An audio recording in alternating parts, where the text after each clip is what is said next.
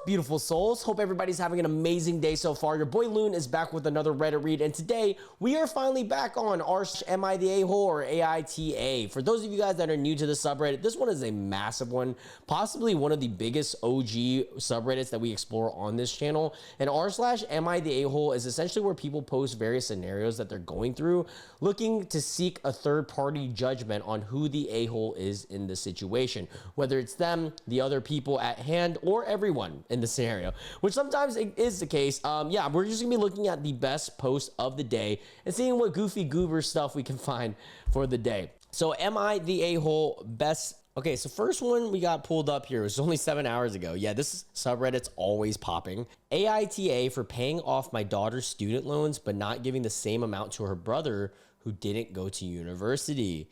Okay, interesting. Let's read the scenario before we pass judgment. My husband passed away unexpectedly in early 2024. Damn, I'm so sorry. That sucks. And it was from a heart attack. I received a life insurance payout and have been managing it carefully. Recently, I used a portion around $60K to pay off my daughter's student loans. Now my son is upset, saying I'm playing favorites because I didn't give him the same amount of money as his sister. Back in 2005, my daughter was 18, very bright.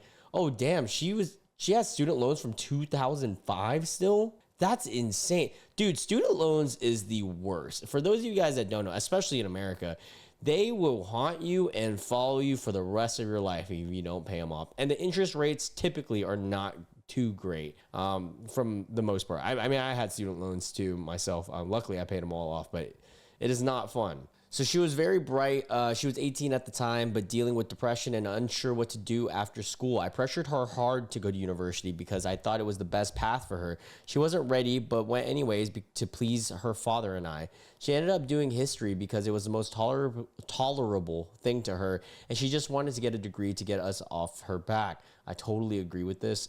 Being in an Asian household, part of the reason I went to college was for that same very reason. Purely just to, make my parents proud of the fact that their son went to college. I actually didn't learn too much from college, and I got a business degree, which is like fine, but nothing crazy. So anyways, that degree didn't lead to anywhere. She was working low-paying jobs for years and accumulated significant debt on her loan value increased due to indexation, similar to interest. Yeah, it's not fun. If you don't pay it within like a certain time, that interest is just gonna rack up, man. At 30, frustrated with her employment prospects, she went back to university and got a law degree. In our country, law can be done as an undergrad. Oh wow, that's cool. She now has a good job in that field, but her debt was basically double because of the degree that she only did because I pressured her.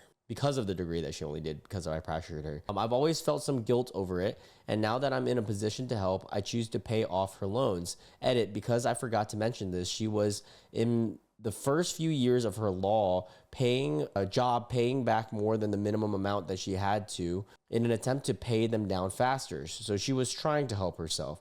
Her younger brother never went to university. He's not academic, but he has never been super smart, always hated school and dropped out at 15.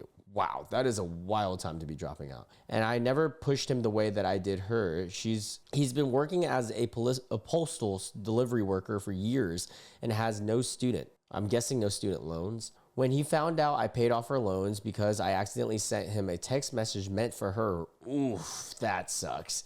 He demanded the same amount of cash. I told him that I've done this specifically because it's an educational expense. Giving him cash will feel to my daughter like a punishment all over again. Her brother gets fun money as all she gets is a degree that I pressured her to pay off. And honestly, I don't think a lump sum would be good for him. He doesn't manage money well anyways and tends to spend impulsively. Am I the a-hole for saying no, given that I did this to correct what I feel was a mistake, pushing my daughter into university before she was ready? I feel like this is tough. I wouldn't say that she's the a-hole, the OP. I believe, if anything, if I were in this situation, I would just tell my son, the younger brother, hey, just letting you know, I'm willing to help you pay for school if you want to go back to school. This is a strict school expense. and then just keep it at that. And then if he wants to go back to school, help him out. If he doesn't, then I mean, that's on him. You're not just going to give him play money. Educational money is completely different than just money. I mean, it's still money at the end of the day, but you're usually, most of the time, you're going into an education looking to hope to improve yourself into getting a job. And, you know, who knows? She might pay you back in the future. Maybe not, but I don't know. I don't think you're the a-hole necessarily. I think that, you know, your intentions were good. I definitely have a feeling that based on the way that your son is acting, he would definitely blow that money. But yeah, let's read the comments. I could be completely wrong. Tell him you're happy to set aside the same amount of educational expenses for him. He can choose to use it or not. Oh, there you go. ETA, not the a-hole. Not the a-hole. Tell him you'd happily pay off college if he is interested. Yeah, I don't think it would hurt to do that. Whoa, this one has a lot of likes. All right. Am I the a-hole for not answering the door when my ex's mom showed up at my apartment unannounced? Oh, brother, what? This happened a couple of days ago, and I was talking about crazy mother-in-law stories with a friend, and she thinks that I was the a-hole. I have sole custody of my children. My ex and his family live about 9-hour drive from me. One day at around 9 a.m., there was knocking on my bedroom window. Oh, dude, I hate this. I already hate this because, dude, one time my mom knocked on my bedroom window just to wake me up because she forgot the key to my house. And I'm like, why are you even trying to go into my house without asking? Like, it's just weird. It's just Asian mothers things. She literally just wanted to go in, check if my, like, everything was clean. And I'm like, dude, I'm a grown ass man now, mom. What are you doing? And then she like asked me a question. And I was just like, why did you have to wake me up from my bedroom window to ask this? Classic mom stuff. I peeked through the bottom of the blinds and just see women's sneakers. So I peeked higher and made eye contact with my ex's mom. All I can think is, what the F? The apartments where I live are not gated, so anybody can drive onto the property, just not go into the buildings without a key, which means my ex's mom couldn't have knocked on my door because she couldn't enter my building. Okay, so that's why she did that. Anyways, now that she's seen me, I change and go see why she's there. Only reason why she has my address is because a few months ago, she asked to mail some stuff to the kids or for the kids, and I gave her my address. She tells me she was in the neighborhood. I asked her why she didn't just call before arriving, and she said that it was a last-minute decision. I let her in, and she sees the kids for a bit. When she leaves, I tell her the next time that she comes, she needs to give me a heads up before arriving. And I'm not talking 10 minutes before. I need at least like a 1 week notice, which is totally normal. I mean, an hour, 9-hour drive away. So this is where I might be the a-hole. About 4 months later, she pulls this stunt again. Dude, what? I already thought this was goofy of her to do once. Again? When I hear the tapping on the window, I know exactly who it is. I don't bother to look out the window. She starts calling me. After about the 5th call I answer, she tells me to open up because she wants to see the kids. And I'm like, what? I'm not even home. Why she didn't tell me she wasn't coming? I'm 45 minutes away visiting my dad with the kids. She demands dad's address. I refuse to give it to her. I tell her I have no idea when I'll be home. Yes, complete lie. Yeah, I was about to say because she obviously knows that she's there and she is in the house. Anyways, she doesn't believe me. She thinks I'm home. Again, says it was a last-minute decision. I hang up on her. I'm getting texts from my ex demanding I let my mom see the kids. I told him what I told her. I'm not home. Yeah, like, what do they expect? You to just drop everything, drive back home, just let the mom of your ex see the kids out of the blue whenever? Imagine my surprise when I hear police banging at my door a few minutes later. Dude, no way. What level of entitled parenting is this? That's insane. Speaking of, I should do an entitled parent soon. It's been a while since I've dove on that one. I don't answer. I get a call from a random number, the police officer. He is there to perform a wellness check because my ex's mom hasn't heard from me in 3 days and she's extremely worried. Also, according to him, it is illegal not to answer the door when a police officer knocks. I tell him she is lying. I just spoke to her on the phone. She knows she shows up unannounced. I made it clear that to her not to do that, and I am out with family, and I don't need to come back just because she shows up unannounced. She's my ex's mom, and I don't have to talk to her. After that phone call, I get a text from my ex calling me an a-hole on how hard it would have been to let his mom see the kids when she drove all the way there just to see them. I want to make it clear, I don't mind her visiting. I don't mind being around her being around my kids, but I can't stand her showing up unannounced and demanding to see my kids like that. It was like she was on a weird power trip. Yeah, I mean, this is an obvious one, right? Like, she is 100% not the a-hole. The mom is the a-hole. The ex is as well. What the, like, how do these people not feel the extreme entitlement that comes with just expecting people to drop everything for them at any time? Like, dude, everyone has going on in their lives. Not the a-hole. Women weaponize the police against you. Yeah, that is insane. You also wasted the time of police officers. Women no longer gets any part of your life. Next time she tries to do anything, just use the phrase, "You called the police on me." When she deflects, you lied to the police. Just keep banging on that, some version of that. X gets the same story. She called the police on me and lied to me. She is dangerous. Edit. Wow, that blew up. Thank you so much for the word. Yeah, I mean, that's a great tactic. I would use that. Whoa, what is this one? I just moved it to the hottest post. And okay, this one sounds interesting. Am I the a-hole for refusing to have my sister-in-law's service dog at my wedding? What? Why? It's a service dog. Let's hear the story though. I once put an AITA long ago and it was super helpful. So maybe this will be helpful again. I'm getting married in 5 months with my fiance and we sent out invitations last week. Context: my sister-in-law, my husband's brother's wife, has a medical dog since she has brain cancer around 5 years ago. Had brain cancer, sorry. Damn, okay. She has seizures, and when she feels dizzy 20 seconds beforehand and goes unconscious for a couple minutes, this happens 3 to 4 times a week. Holy crap, that sucks. Dude, I feel so bad for your sister-in-law. Wait, why isn't her dog invited? Let's hear this out. She has a dog who senses the seizure 1 to 2 minutes beforehand, and it gives her time to lay down in a safe place and warn people that a seizure is coming.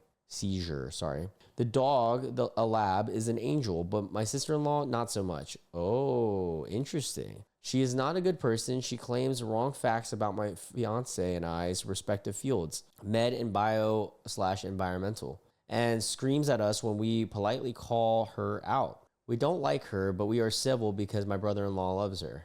Valid. You don't choose your family. My own sister, on the other hand, is my favorite person on earth. She is my mother-in-law. Wait, sorry. Maid of honor. Oh my God, I said that wrong. I was confused. I was like, wait, how's your sister mother-in-law? That would have been a wild Game of Thrones episode right there.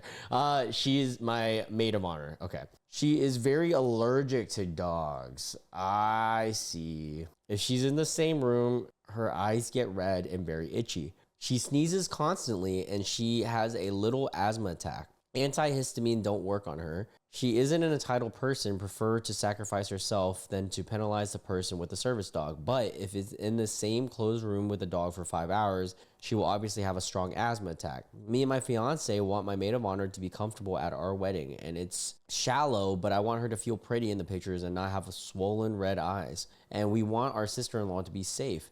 But we thought that with her husband always being around her, she will have someone to lean on. We even proposed to bring a +1 to be there for her at all instances. And the venue is a 50-person room, so it's not possible to have them separated enough, and no backyard wedding in winter. Okay, starting to understand things now. We wanted to announce those propositions face to face, but sister-in-law canceled our lunch together last minute and the invites needed to be sent.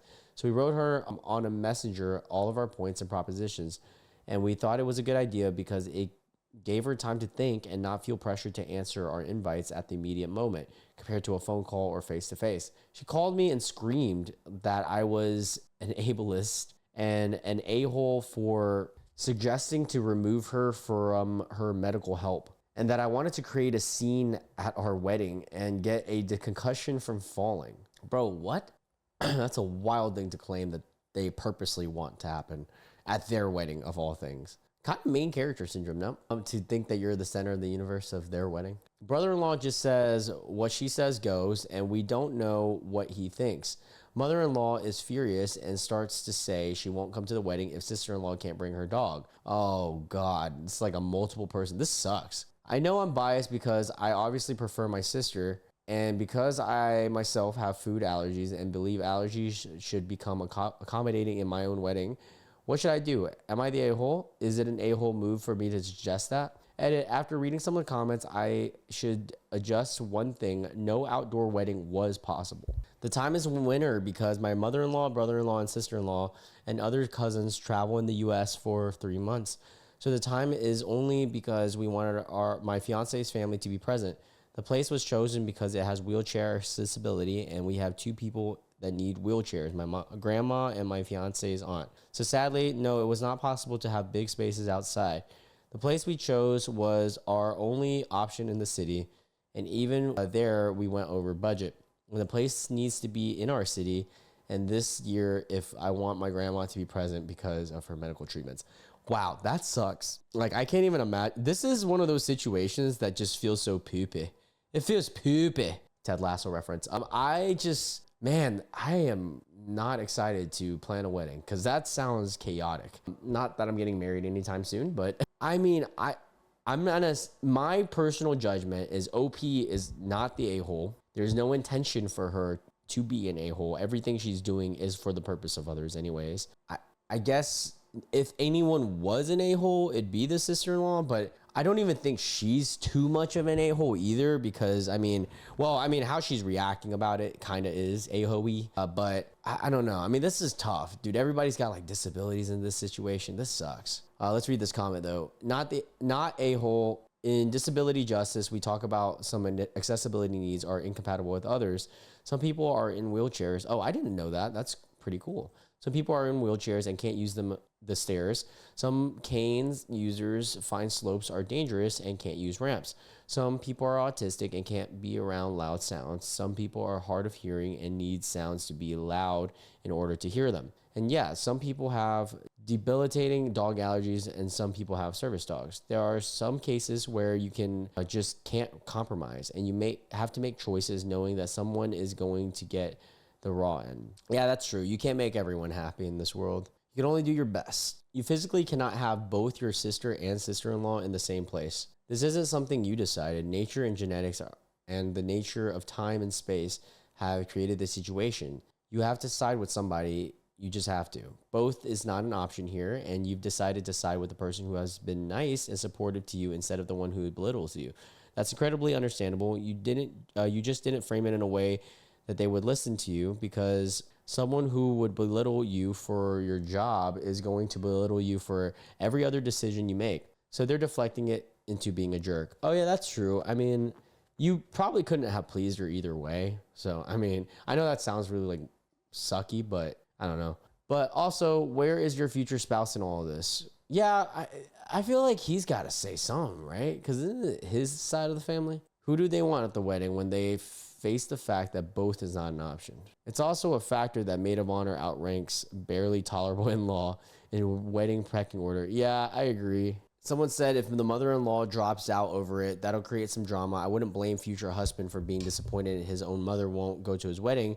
To which I say to him, she put her daughter-in-law above her blood son, so enjoy your day. Yeah, that is pretty wacky. That's a crappy situation, man. But yeah, I don't think OP's a-hole. This one sounds funny. I just saw Stanley Cups and I was like, okay, this one sounds interesting.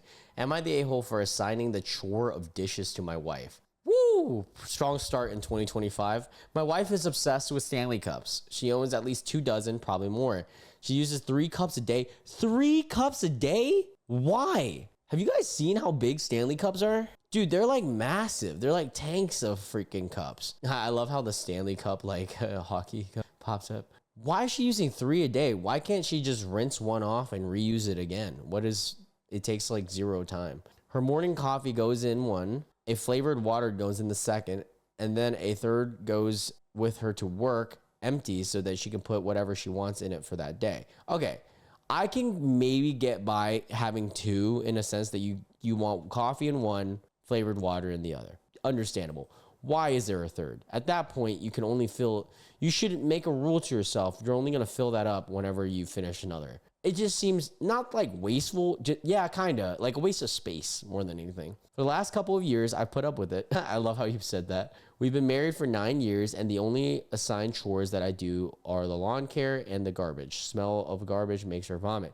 We equally cook and clean and do laundry and anything else that needs to be done whenever we see it need be. Chores have been a point of contention until March of this year. Oh, has never been a point. So they've never had any conflicts with it. until March. I took a lateral position that changed my work style significantly. I now work from home 4 days a week, with the filth being a half day split between two offices. Oh, sorry, I said filth. The fifth. So 4 days at home, and then the fifth being a half in day, half home. That's a sick ass job, dude. What? That's awesome. I'm home by 3 on those days. So because of that, I've taken on way more of the chores. I'm not complaining about most of it because I can do it. And my life is much easier than it has been before. The problem is my wife's habits. Because her office is so remote, lunch options are limited. So she tends to take all the leftovers from dinner. The issue is that she will leave them dirty, unrinsed containers in the car for days at a time, and then just stack them up in the sink for me to deal with. Yeah, that's nasty. Come on. I mean, dude, I can kind of get this, man. Like, I feel like at this point, there just needs to be some communication, because if you're going to do the dishes, which it seems like you don't really mind that much, she's got to at least look out for you, because that's kind of like evil, dude. I don't know if you guys ever did like a protein shake and accidentally left in your car for a day. Dude, that protein shake becomes like a nuclear bomb. When you open that sucker, you're like, oh my God, like Nagasaki. I'm just playing. But yeah, it's crazy. Like, I can only imagine the smell. Between the insanely bad smell and filling up the bottom drawer of the dishwasher every few days with Stanley's, I'm over it. In addition to the numerous cups, she also expects the matching lids and straws to be reassembled before storage. Oh, dude, come on. I feel like this is your wife, right? Yeah, your wife should be more understanding and accommodating to you if you're going to help out. I don't know. Maybe that's just me, but every single person that I've dated seriously have always been nice people that kind of get it. You know, like I don't know. I feel like that's a trait that I look for in a partner, them being understanding. And then like vice versa, I would hope that I'm an understanding and reasonable person as well to them. I told her that if she wants to continue ignoring my request to bring her containers in every day, or to at least rinse them out at work, then she has to do the dishes from now on. That's totally valid. You know, at first I was, with the title of this, I was a little skeptical, but no, I completely agree. Now, according to her, I'm being unreasonable. Oh, get off your high horse, girl. Because I'm home and don't have any commute time, I have way more free time than she does. I would just make her smell the container once, just so she can understand what you have to go, like the war zone that you have to go through every single day. And so I should take on the majority of the chores. But from my view, I've done exactly that. Since the change, I do nearly everything: vacuuming, mopping, cleaning, folding, storing clothes, grass, garbage, and most of the cooking. I don't think it's particularly fair to expect me to deal with her stinky Tupperware and mountains of cups, along with the sorting of the accessories after. Am I out of line here? Hell no, dude. I don't know if it's just the dude in me, but I cannot. Like, hell no, I'm on your side. Smell of garbage makes her vomit made me giggle. Then I read that she leaves dirty food containers in her car. You know her car smells worse than garbage. I'd assign her trash duty. I don't think her car actually smells that bad, because if you've ever had like food containers or like protein shakes or anything in their car, it's like a contained gas bomb. It's literally like completely sealed, right? That you can barely smell it. But the moment you just crack it open, oh my God. It's like that scene from SpongeBob where the dude just like dies. Yeah, that's what happens. Ticking time bomb. You have a dishwasher. No one has to wash dishes. All she has to do is put her own dishes in the dishwashers. You're doing the most of the mutual chores does not mean that you should have to clean up after her. Grown-ups should take care of their own dishes, not the a-hole. Yeah, I agree with that too. Let's find another good one before we go. What? Okay, interesting. Oh no. Oh, why is this removed by the mods? Okay, whatever. On to the next. All right, this is a lesser, liked one. It's a smaller story, but let's read this. Am I the a-hole for my gift choices to my wife? Oh, all right. Sounds fun. This year, after my wife lost her mother very unexpectedly, she told me that for Mother's Day this year, she would rather have a sentimental gift than a materialistic one. Totally valid. I spent a fair amount of time from March until May researching and learning as much as I could about a recipe that her mother made her when she was a child. Her gift was 2 trays of enchiladas in which everything was handmade, aside from the vegetables and cheese. Her reaction was very indifferent, and she told me she would rather have just gotten a portrait of her and her mother, which in my opinion was considered a materialistic gift, as well as a sentimental one. It has been a topic point for the last few months, and I stand by my decision, but feel like maybe I'm not fully understanding her view or her feelings. Oh, wow, that's an interesting one. Let's read the comments before because I don't know how I feel about this one yet. You spent a lot of thought on this, but you missed the mark, unfortunately. Your logic is faulty. You say that you thought that a portrait would be materialistic, but a tray of food wasn't, which doesn't make any sense. They are both materialistic in the sense that you can both hold them and you would have paid for them. What you're missing is that the highly personal value of a portrait of a beloved mother with your wife, something that she can keep forever and be reminded every day of happier times. What you gave her was some food, presumably consumed by a group, as it was 2 trays. This was thoughtful of you. It was similar to food she had enjoyed as a child, but in no way sentimental as an object. She can't treasure a tray of enchiladas. Much as I would vote could be otherwise, you're the a-hole because you have doubled down by standing by your decision when it's obvious that you got it wrong. She wants her mother, not some food made by someone else. You overthought this and you were wrong, and it doesn't matter how much time you spent on the idea when you get this wrong. Apologize, get her portrait, and do some more research on the word sentimental. Yeah, I could see that. I guess the intention for OP was there. Like, I obviously see his thought process as another dude.